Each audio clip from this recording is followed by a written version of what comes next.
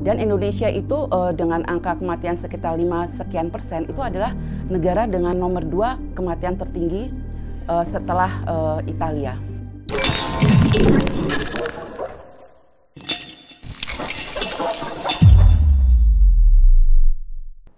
Saya Dr. Flora Ekasari, spesialis paru dari Rumah Sakit Angkatan Udara Halim Perdana Kusuma.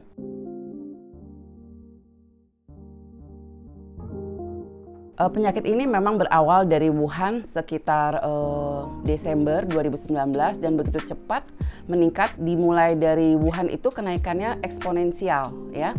Penyakit ini menyerang utamanya paru-paru, namun pola penyakitnya itu yang agak sedikit berbeda adalah penyakit ini bisa menyebar pada orang yang belum bergejala.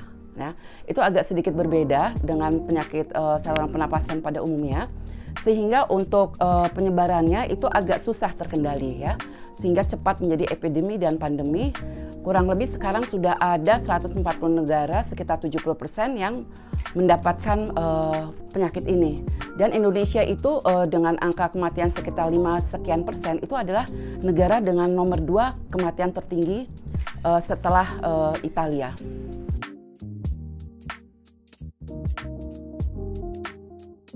Penyebaran penyakit ini biasanya melalui droplet, yaitu apa yang dikeluarkan orang ketika batuk, ketika bersin, kemudian juga kontak erat, kemudian juga karena dia jatuh, berarti kita harus berhati-hati dengan barang-barang di sekitar kita yang kemudian bisa tersentuh, kemudian masuk melalui mukosa tubuh kita, contohnya lewat mata, lewat hidung, lewat mulut, ya. Kemudian juga yang agak jarang diperhatikan adalah biasanya juga sudah dibuktikan penularan itu lewat feses, ya. Jadi kebersihan pribadi itu sangat berperan, ya. Kita masing-masing bertanggung jawab untuk tidak menyebarkan. Kemudian adalah karena tadi sudah saya jelaskan bahwa seseorang dapat menularkan ke orang lain sementara dianya sendiri tidak sadar sedang sebagai carrier, jadi sebagai pembawa virus, ya. Jadi karena seperti itu, kita semua berkewajiban meningkatkan imunitas kita sendiri karena kita tidak pernah tahu kita dapat virus dari siapa. Kemudian kalau kita sedang tidak enak badan, kewajiban kita adalah satu, menggunakan masker, ya, karena ketika tidak enak badan mudah sekali kena flu. Jadi ketika menggunakan masker kita lebih aman ketika batuk, tidak menyebarkan virus via droplet. Kemudian juga kita mempunyai etika batuk, ya, ketika kita melepaskan masker kemudian batuk itu tidak boleh dengan tangan karena tangan menjadi sumber penyebaran penyakit, ya. Jadi ada etika batuknya yaitu dengan siku, ya. Kemudian juga selalu membersihkan tangan, ya. Sebenarnya yang paling efektif itu adalah membersihkan tangan di air mengalir selama 20 detik, ya, itu ada caranya, ya. Karena ada penelitian bahwa keefektifan dari mencuci tangan itu ada penelitian dia lebih efektif dibanding hand sanitizer yang kemudian sekarang harganya menjadi menjulang mahal, ya. Kemudian bagi orang yang mempunyai risiko pekerjaan yang terkontaminasi, misalnya petugas kesehatan, itu juga harus mempunyai, ketika masuk ke rumah itu langsung ditaruh dulu, ya, di tempat cucian, cuci tangan, baru kemudian bisa berinteraksi dengan aman dengan keluarga.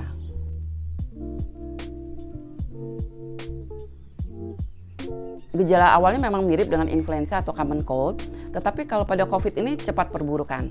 Kalau kita common cold atau influenza itu kita punya waktu, ya, misalnya dimulai dari hidungnya gatal, kemudian ada sedikit gangguan di tenggorok atau kemudian nyeri tenggorok, kemudian greges, misalnya gitu, ya, kita bilang agak nggak enak badan. Nah, kalau misalnya COVID ini karena dia juga tidak pernah dikenal oleh kita semua karena ini benar-benar virus baru, kita tidak punya antibodi. Dia dengan sifatnya itu juga mudah menyerang ke paru-paru, ya, utamanya ke alveolus, ya.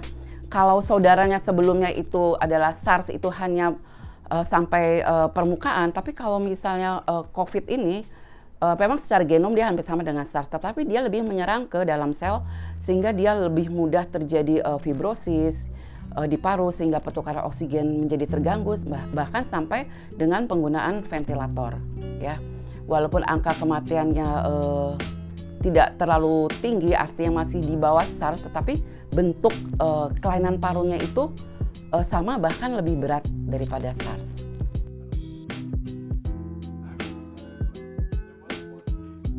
Nah, jadi kita harus belajar ya dari keberhasilan SARS ya. Tadi kan sama-sama genomnya itu sama ya, coronavirus. Kenapa SARS itu bisa berakhir 2000, antara dia kan dimulai 2002, kemudian berakhir 2003 sampai 2004 ya. Itu memang nomor satu harus lintas sektoral ya. Misalnya yang paling PPK 1 ya, pelayanan primer itu kan puskesmas. Itu harus selalu edukasi ya. Masyarakat harus tahu kemana dia harus link atau telepon ketika dia merasakan sakit tetapi dia belum sempat, seperti itu ya. Baik dari itu, pertama isolasi di rumah, apa yang dia harus lakukan. Kemudian dia juga harus bisa menghubungi 112 atau 119 yang bisa 24 jam dihubungi. Kemudian juga ada nomor 24 jam ya, mungkin 24 jam dari Litbangkes yang bisa kita hubungi. Kemudian juga itu baik keluarga itu bisa langsung menghubungi, mungkin bukan hanya penderita tetapi keluarga terdekat bisa menghubungi. Yang kemudian apa yang harus dilakukan ketika isolasi di rumah selama sebetulnya idealnya 14 hari. Tapi kalau misalnya sudah memberat sebelum itu, tentunya kita harus puskesmas harus inisiatif, mungkin harus melakukan swab tenggorok atau seperti apa yang untuk menuju ke suatu diagnosis.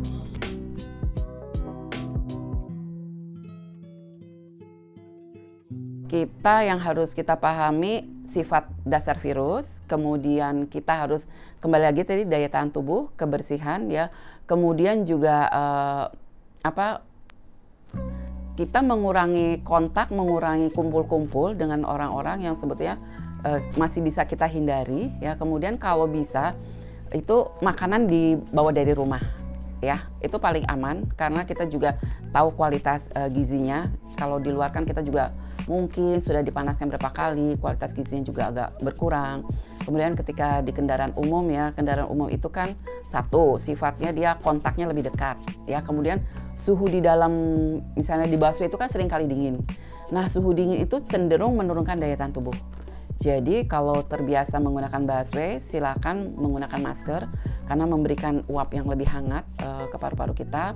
Kemudian berjaket kalau misalnya tidak tahan udara dingin, dan kalau memang misalnya dalam kondisi kurang fit, jauhkan dari menggunakan kendaraan umum. Dan yang paling penting juga jangan panik, karena panik itu akan menurunkan daya tahan tubuh.